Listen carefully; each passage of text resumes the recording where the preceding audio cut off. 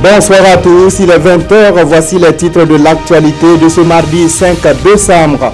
La reconnaissance de la nation à ses filles et fils qui se sont distingués par leur ardeur au travail.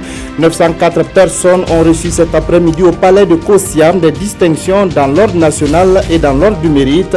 Cette cérémonie de décoration entre dans le cadre de la célébration du 57e anniversaire de la fête de l'indépendance du Burkina Faso.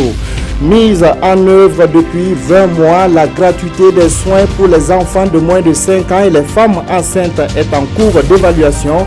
Des experts du domaine de la santé, des partenaires techniques et financiers et la société civile sont réunis dans l'optique d'examiner le chemin parcouru et d'adopter des textes consensuels pour une meilleure application de la mesure. Il a fait danser la Côte d'Ivoire, l'Afrique et le monde. Le groupe Magic System fête ses 20 ans à travers une tournée africaine. Nous recevons Assalfo, le leader du groupe, aux 3 disques de platine pour parler des concerts et des activités prévues dans le cadre de cette tournée.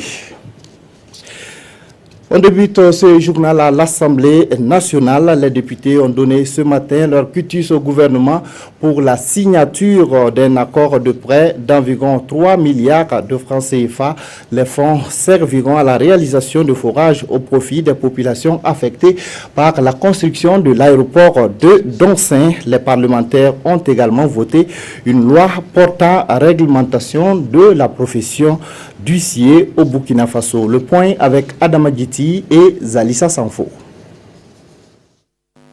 À l'unanimité des 102 votants du jour, le ministère en charge de l'eau reçoit quitus pour lever les barrières d'accès à l'eau potable des populations affectées par la construction de l'aéroport de Doncin. C'est une autorisation de ratification d'accords de prêt entre le Burkina Faso et la Belgique d'un montant de 3 milliards de francs CFA. Un prêt pour drainer l'eau des Ziga jusqu'à ces populations affectées. Nous avons fait quelques forages pour l'instant, je crois 23 forages pour l'instant pour les alimenter, mais c'est insuffisant parce que les débits des forages sont faibles et les populations aussi, ça crée des queues d'accès et des fils d'attente d'accès à l'eau potable. Donc, en amenant directement l'eau produite à partir de Ziga, parce que de toute façon, actuellement, Ziga produit beaucoup plus que la ville de Ouara en a besoin. Donc, pour l'instant, on fait une dérivation, on va construire des châteaux d'eau et on va envoyer l'eau de Ziga. C'est-à-dire qu'ils seront alimentés comme nous ici à Ouara. Donc, ça va vraiment diminuer la pénibilité d'accès à l'eau de ces populations. Les textes qui régissent la profession d'huissier de justice datent de 1992. Alors le projet de loi soumis ici pour leur actualisation a reçu l'assentiment de tous les députés. La loi a simplement pour objectif de tenir compte de l'évolution du temps et de la profession d'huissier de justice. Et donner un statut au clerc, avant le clerc n'avait pas de statut, et créer une caisse de dépôt qui sera habilitée à recevoir les objets, fonds et valeurs recouvrés par les huissiers de justice, par exemple.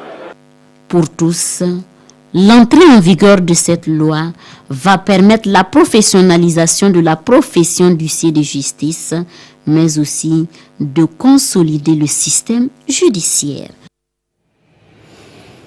La commission de l'UEMOA a dévoilé à ses partenaires techniques et financiers sa nouvelle feuille de route. C'était au cours d'une rencontre tenue ce matin dans la capitale burkinabé. Les deux parties ont évalué les succès enregistrés dans le processus d'intégration de l'espace communautaire.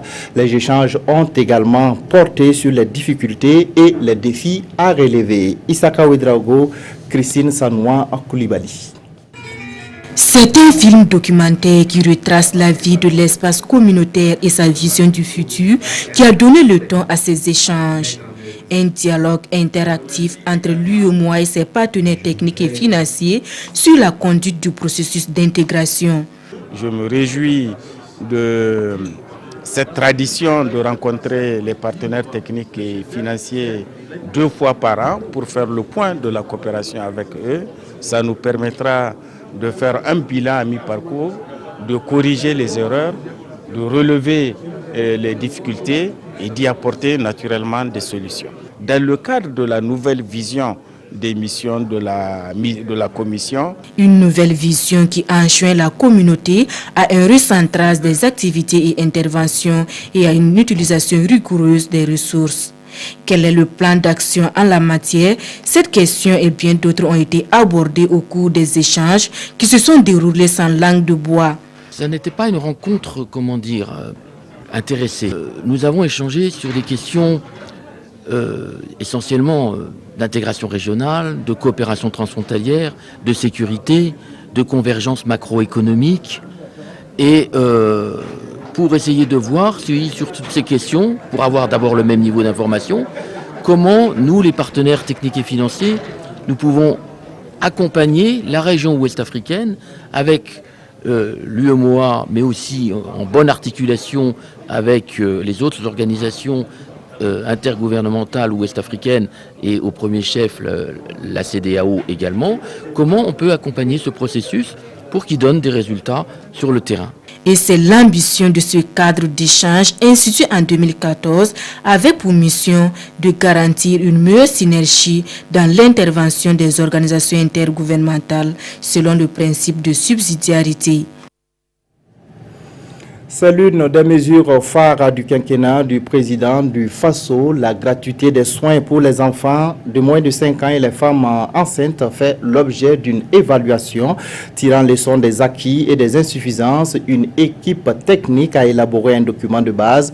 Les experts du domaine, les partenaires techniques et financiers et la société civile sont appelés à valider l'étude et à proposer un texte juridique pour une application réussie de la mesure. Roger Vebamba et Nathalie Savadogo. Les acteurs de la mise en œuvre de la politique des gratuités de soins réunis à Ouagadougou. Sur la table de réflexion, les textes d'application de la politique de gratuité des soins. Il est question pour ces acteurs d'harmoniser de façon consensuelle les textes juridiques de base d'application de la politique et de les adopter pour les 5 années à venir. Et depuis 20 mois, nous travaillons sur un dispositif d'apprendre en faisant, du learning by doing, c'est-à-dire que nous avons préconisé beaucoup plus de directives d'application sur le terrain et des corrections ont été faites au cours de ces 20 mois. Maintenant, nous estimons qu'il est temps d'asseoir la politique sur des bases juridiques pour au moins les 3 à 5 prochaines années à venir. Il y a un lot de documents qui concernent par exemple l'harmonisation des tarifs. C'est vrai que c'est l'État qui achète à la place du patient, mais les tarifs, il faut les harmoniser pour dire que par exemple dans les formations sanitaires CSPS, CMA, les coûts des soins sont harmonisés à tant de francs. Je précise que ce n'est pas à la charge du patient, mais à la charge de l'État. Deuxièmement, ça concerne les pratiques concernant tout ce qui est contrôle de l'effectivité. Quels sont les documents qu'il faut que les acteurs puissent s'approprier, que ce soit sur le terrain, que ce soit les contrôleurs, en matière de dispositifs de contrôle, pour dire que nous sommes à tel niveau de taux d'effectivité, etc. Il y a un troisième groupe de documents qui sont en rapport surtout avec la stratégie elle-même. Au sortir de cet atelier, les textes adoptés seront transmis au ministre pour signature et validés en Conseil des ministres. Les directeurs des ressources humaines de la fonction publique tiennent à Ouagadougou leur conférence annuelle. De cette rencontre sont attendus des outils à même d'adapter les recrutements aux besoins de l'administration centrale. Des détails avec Jean Zongo et Christine Koulibaly.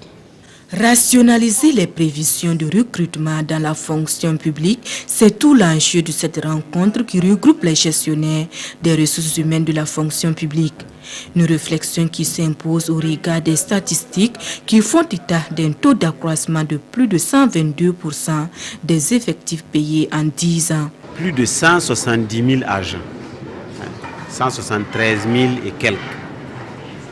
Il y a seulement 10 ans, elle ne comportait que 70 000 agents. Donc vous voyez la progression, elle est très importante. Et en termes d'accroissement de la masse salariale, en 2006, cette masse salariale était de l'ordre de 100 milliards. Aujourd'hui, elle dépasse 400 milliards. De cette rencontre devraient sortir des outils à même d'adapter le recrutement aux besoins réels de l'administration. La question que l'on se pose, est-ce que les recrutements sont faits de manière scientifique, de manière rationnelle? Ce qui se passe, c'est que chaque année, le ministère en charge de la fonction publique demande aux ministères et institutions de prévoir sur 3 ans leurs besoins en personnel. Bon, mais comment ces prévisions sont-elles faites? Est-ce qu'elles reposent sur un tableau prévisionnel vraiment scientifiquement organisé? Est-ce qu'il y a un tableau de bord des ressources humaines? Est-ce que véritablement les postes sont décrits, des services qui sont dégarnis ou des régions qui sont dégarnies? Instituée depuis 2009, la conférence annuelle des gestionnaires des ressources humaines se donne pour mission l'évaluation de la situation des emplois et des effectifs de l'État, tout en définissant les grandes orientations et les objectifs généraux de la gestion stratégique des ressources humaines. Ils se battent chaque jour pour dissuader les jeunes et pour convaincre les fumeurs confirmés à dire non à la nicotine. Les acteurs engagés dans la lutte contre le tabac sont en formation à Ouagadougou, une session de renforcement de capacité qui leur permettra d'être plus efficaces sur le terrain. Yacouba Gamene, Zubaviel David Dabiré. Plus de 8 millions de personnes trouveront la mort d'ici à 2030 dans le monde du fait de la consommation du tabac. Cette estimation de l'Organisation mondiale de la santé donne des sueurs froides aux membres du Comité national de lutte contre le tabac qui renforcent ici leurs compétences sur les questions liées au tabagisme. L'industrie du tabac, partout comme ailleurs, et particulièrement au Burkina Faso, résiste à appliquer les lois qui sont votées par notre Assemblée nationale afin de lutter contre, de préserver nos populations des effets du tabagisme. Et donc, ça sera aussi l'occasion aussi de partager les textes qui existent en la matière. Cette formation permettra aux différents membres de déterminer les défis à relever dans la lutte contre le tabac et est prévue pour se dérouler en 2 phases. La première phase va concerner les conséquences du tabagisme sur l'organisme, donc sur la santé humaine. Et au cours de la deuxième phase, on montrera comment la lutte contre le tabac est organisée au plan international et au plan national. Cette session de renforcement des capacités entre dans le cadre de la mise en œuvre du plan stratégique 2016-2020 du ministère de la Santé. Les participants espèrent réduire au maximum le taux de consommateurs de tabac au Burkina Faso avec la mise en vigueur de ces nouvelles mesures. De plus en plus de producteurs se lancent dans la culture du manioc, mais de la production à la transformation en passant par la commercialisation, la filière rencontre de nombreuses difficultés. Venus de 8 régions du Burkina, les acteurs sont réunis pour trouver des solutions aux problèmes qui minent le développement de la filière manioc. Des détails avec Vincent Kendrebego. Les acteurs de la filière manioc en quête de stratégies pour mieux développer leur domaine d'activité. Réunis en atelier, ils vont faire l'état des lieux de la filière au Burkina Faso en vue de dégager des pistes de solutions aux problèmes rencontrés, surtout chez les femmes transformatrices.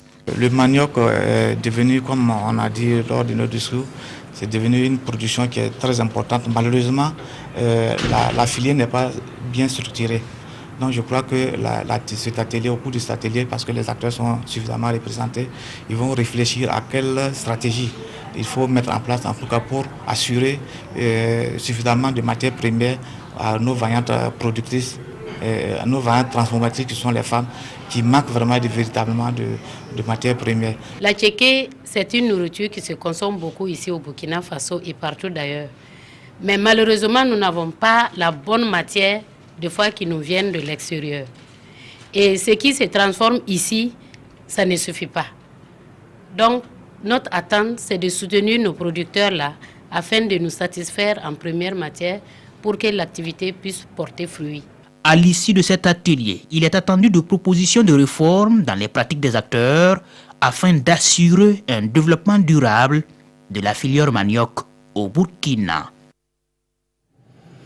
Nous le consommons pour ses qualités nutritionnelles et thérapeutiques. Une grande quantité du miel produit au Burkina provient de la région du sud-ouest et plus particulièrement de la province du Poni.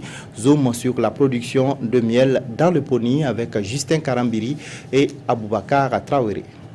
Yeri Doli est une commerçante de miel à Bouroum, localité située à 25 km de Gawa.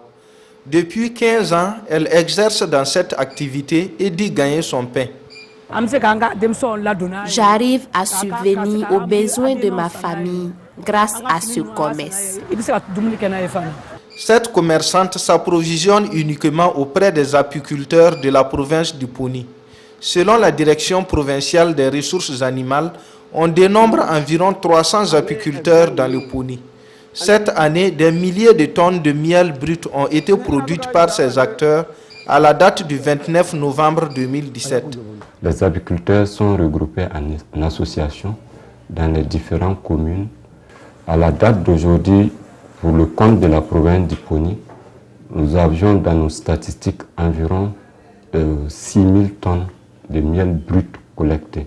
Cette production est la conséquence de la maîtrise des techniques modernes par les apiculteurs et l'utilisation d'instruments modernes. Cela a aussi permis d'améliorer la qualité du miel produit au Poni. Le miel du Poni a été testé et ça a été montré que ça ne contient aucun produit chimique ou aucun élément chimique qui puisse nuire à la commercialisation, même jusqu'en Europe. Donc il y a eu des prélèvements qui ont été faits et envoyés dans les grands laboratoires européens et les résultats sont vraiment concluants. Le problème est que ce miel de qualité est vendu brut et moins cher sur le marché local et national. Pour qu'il aille à la conquête du marché international, les autorités ont procédé à l'implantation de mielleries. Mais ces unités de transformation peinent à démarrer. Bouroum représente la miellerie régionale. Jusque-là, les travaux ne sont pas finis. Le matériel est disponible, mais les travaux de finition du bâtiment ne sont pas complets. Donc du coup, les activités de transformation du produit brut n'ont pas commencé. Quant à l'unité de Kamti, ça se situe à Balara, dans un village à 9 km de Kamti. Là-bas, quand vous partez, vraiment, c'est un joyau. Il y a tout le nécessaire, mais les machines même n'ont pas... Les gens n'arrivent pas à manipuler les instruments.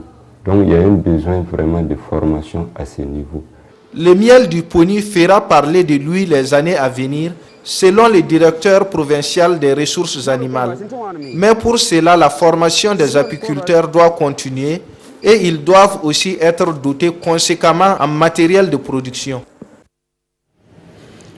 Cérémonie de décoration cet après-midi à Kosiam. Plus de 900 personnes ont été distinguées pour services rendus à la nation. Les récipiendaires ont été distingués dans l'ordre national et dans l'ordre du mérite. Des précisions avec Zoubaviel David Dabiré. Après des décennies de bons et loyaux services rendus, ils sont honorés ce soir par la nation burkinabé. Plus de 400 acteurs du développement, aussi bien du public que du privé, sont élevés dans l'ordre du mérite et l'ordre national à cette cérémonie de décoration présidée par le président du Faso. Des distinctions perçues par les récipiendaires comme une reconnaissance de leur sens du sacrifice au profit du développement de la nation. Les 28 ans de service passés au niveau du ministère et cette médaille qui enfin vient couronner l'effort reconnu par mes supérieurs, je leur dis merci. Je vous dis que la médaille m'appelle encore à mieux faire, m'interpelle à mieux faire, à mieux penser et à agir pour l'intérêt supérieur de la nation burkinabé. D'abord, à travers la médaille, je vois effectivement la reconnaissance d'un certain nombre de confrères, en premier lieu le ministre d'Anguinou, de ce que nous avons pu faire. Sinon, nous étions là depuis, personne ne pensait à nous. Des reconnaissances qui devraient, selon les récipiendaires, aiguiser davantage leurs sentiments patriotiques et interpeller tous les travailleurs burkinabés à plus d'ardeur au travail. C'est une invite aux camarades que j'ai laissés à l'armée de l'air pour qu'ils fassent encore mieux que moi. Et ça, je pense que quand même, ils ont beaucoup de respect pour moi. Je les invite donc à doubler d'efforts pour effectivement faire mieux que moi, que l'armée de l'air puisse devenir une vraie force au service de ce pays. Je pense que certainement, c'est une invite à poursuivre l'œuvre que nous avons entreprise. Et ensemble avec mes collaborateurs, nous allons nous y mettre, quand bien même il ne nous reste plus beaucoup dans la fonction publique. Cette cérémonie marque le début d'une série de décorations des travailleurs les plus méritants selon la Grande Chancellerie et s'inscrit dans le cadre des festivités du 11 décembre. Vous le savez déjà, l'international burkinabé Bourema Hassan Bandé vient de signer à l'Ajax d'Amsterdam une bonne nouvelle pour le centre Salitas qu'il a vu grandir. Une de nos équipes est allée voir ce matin comment les pensionnaires accueillent cette nouvelle. Moussa Ouedraogo, Lassina Savadogo. Ce matin, les pensionnaires du centre se sont réveillés avec la bonne nouvelle. La signature de leur ancien coéquipier Hassan Bourema Bandé en faveur de l'Ajax d'Amsterdam. Un contrat de 5 ans pour 9 500 000 €, bonus compris. Encadreurs et joueurs saluent cette nouvelle. C'est un joueur vraiment talentueux, un bosseur. Vraiment, ça réussit, ça ne me surprend pas. Vraiment, il aime travailler. Voilà, à l'entraînement même, des fois quand il perd à l'entraînement, il est énervé. Des fois il tape même, des fois je le mettais dehors. Bandé, j'ai joué avec lui pendant 4 ans je crois. Moi, ma première fois de m'entraîner avec Bandé, j'ai dit putain, ce mec-là il est très très fort. C'est pas parce qu'aujourd'hui il est en Europe que je dis ça. Un seul mot d'ordre guide désormais les Salitasiens, être dans les pas de Hassan Bandé. Actuellement, c'est la fierté qui nous anime, puisque Bandé il a toujours été travailleur, courageux et responsable. Donc moi, ça ne m'étonne pas qu'il soit à ce niveau aujourd'hui. Ça ne m'a même pas surpris, parce que c'est un joueur qui travaille très dur. Même après les entraînements, il travaille très très dur. Donc, si Hassan Bandé, ça m'a trop simple. En 4 mois, il réalise le grand bond en passant de Salitas au FC Mali en Belgique pour atterrir désormais à l'Ajax d'Amsterdam aux Pays-Bas. Voilà, je vous le disais, en titre, nous recevons Assalfo, le leader du groupe Magic System. Le groupe organise une tournée africaine pour célébrer ses 20 ans de carrière musicale. Bonsoir Assalfo. Bonsoir. Alors, vous avez commencé, on pourrait le dire, la commémoration de ces 20 ans à travers des concerts déjà à Abidjan. Alors, il y a d'autres villes de l'Afrique de l'Ouest et de l'Afrique de façon générale qui sont concernées par cette célébration. Alors, à quel niveau vous êtes aujourd'hui dans l'organisation de ces 20 ans de carrière? Mais aujourd'hui, déjà je commence par dire bonsoir aux téléspectateurs burkinabés. Aujourd'hui nous sommes à la 6e étape de cette tournée que nous avons initiée pour remercier le continent africain de d'abord nous avoir vu naître et de nous avoir accompagnés par ses bénédictions et ses prières. Et le Burkina Faso était pour nous une étape exceptionnelle, puisque notre carrière internationale a commencé au Burkina Faso. Le premier pays dans lequel nous avons joué à l'international, c'était au Burkina. Et on s'est dit que pour cette célébration, le Burkina devait être une étape exceptionnelle. Et donc nous sommes contents d'être à Ouagadougou depuis cet après-midi. Alors, quelles sont les étapes qui ont déjà été faites? Alors, il y a eu la charité bien ordonnée, commençant par soi-même. Nous avons commencé par l'étape d'Abidjan. Et après Abidjan, nous sommes allés à Bamako. Après, il y a eu Libreville, il y a eu Conakry. Et là, nous venons de N'Djamena, où ce week-end, nous avons joué devant un stade plein de monde, où nous avons donné 2 concerts. Ouagadougou est le 11e concert et la 6e étape. Il y aura aussi Bobo Dioulasso ce lundi 11 décembre. D'accord. Alors, vous avez donc une immense carrière, en 20 ans, 10 albums, 150 chansons, 3 disques de platine, si je ne m'abuse. Alors, si vous faites le bilan aujourd'hui, comment vous pouvez définir ou comment vous pouvez en tout cas faire le bilan de tout ce que vous avez fait comme carrière dans la musique? Bon, disons que moi je ne suis pas trop fadin de bilan, parce que faire un bilan, c'est vouloir peut-être s'asseoir sur les acquis qu'on a déjà. Nous, on est vraiment dans la perfection, on a envie d'aller au-delà de ce que nous avons aujourd'hui. En 20 ans, on ne va pas se plaindre de ce qui nous est arrivé, mais aujourd'hui, nous sommes à nous poser la question de qu'est-ce qu'on peut faire davantage, parce que nous inspirons toute une génération. Aujourd'hui, nous sommes le miroir de beaucoup de jeunes, et nous, de par notre position, qu'est-ce que nous pouvons faire? Est-ce que c'est de faire danser et de faire chanter seulement notre génération? On s'est dit non, il y a plusieurs choses. C'est d'ailleurs pour cela que nous avons ajouté un volet scientifique à cette tournée pour parler d'environnement autour de nous, parce que la musique est un bon canal pour pouvoir lancer un message. Donc pour moi, si on parle de bilan de Magic System, la chose la plus positive, c'est d'être resté le même Magic System, c'est-à-dire d'être resté les 4 membres du groupe pendant 20 ans, sans dislocation, rester en groupe. Et ça, c'est notre plus grosse fierté et c'est le point le plus positif de notre bilan. Justement, quel est votre secret? Parce qu'il y a beaucoup qui n'ont pas réussi à rester ensemble quelques années. C'est vrai que, vous savez, quand on est dans un groupe de 4 personnes, chacun a ses états d'âme, chacun a son ego.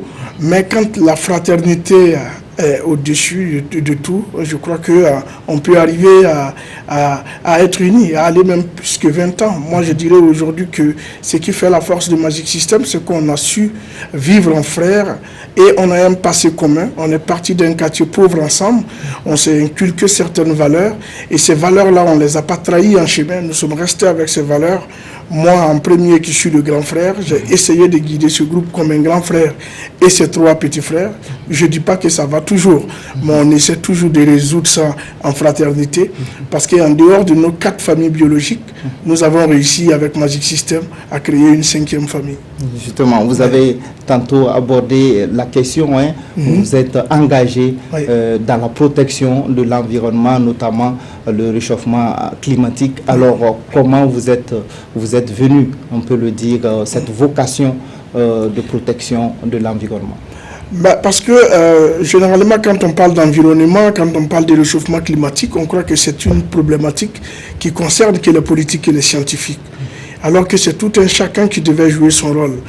Quand j'ai appris une fois en lisant que l'État du Texas seul pollue que toute l'Afrique, et quand les conséquences du réchauffement climatique arriveront, c'est le continent africain qui subira le plus, je me suis dit qu'il est temps, en tant qu'artiste, de pouvoir contribuer. Parce que nous avons un canal, nous avons une voix qui porte plus. Peut-être là où le politicien ou le scientifique ne touche pas les populations, nous les artistes, nous pouvons les toucher.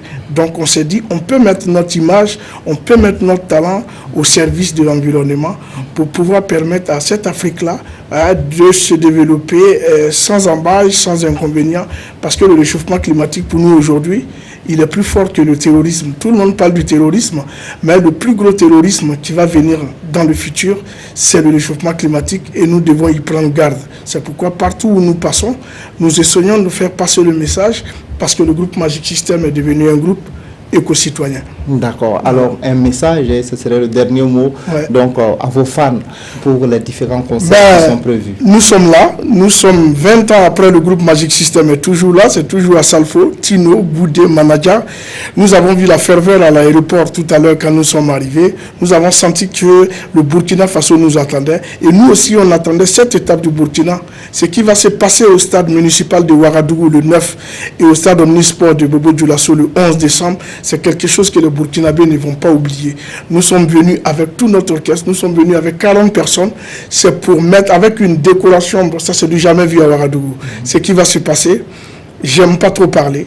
Chez nous à Abidjan, on dit trop parler, c'est maladie. Il faut que les gens viennent, parce que ça c'est là une célébration. Ce n'est pas un concert, c'est une messe. Nous allons communier ensemble. Merci en tout cas à vous d'être passé sur notre plateau pour toutes ces informations. Merci. Alors ce qui est sûr, c'est que les journaux, en tout cas après le concert, vont longuement parler de ce concert qui sera peut-être historique au Burkina Faso. Alors cela nous donne l'occasion de voir ensemble ce que les journaux ont traité comme information. Et c'est avec Abdoul Rasmane Zango.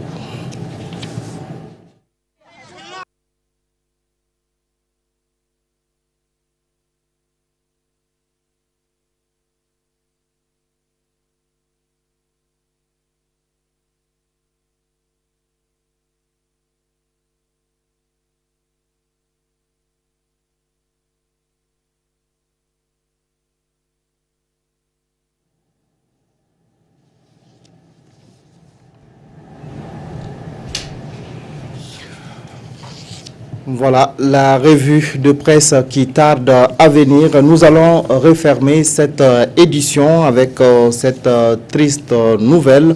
On vient d'apprendre par un communiqué du ministère de la Sécurité le décès de Mariam Diallo, née Zoromé, décès survenu hier 4 décembre à Dakar au Sénégal. Madame Diallo, commissaire divisionnaire de police, fut ancien gouverneur de la région du Centre-Nord. Elle était précédemment secrétaire permanent du Comité national de lutte contre la drogue. Voilà, c'est tristement que nous nous séparons pour ce mardi. Merci de nous avoir suivis. Restez en compagnie de nos programmes.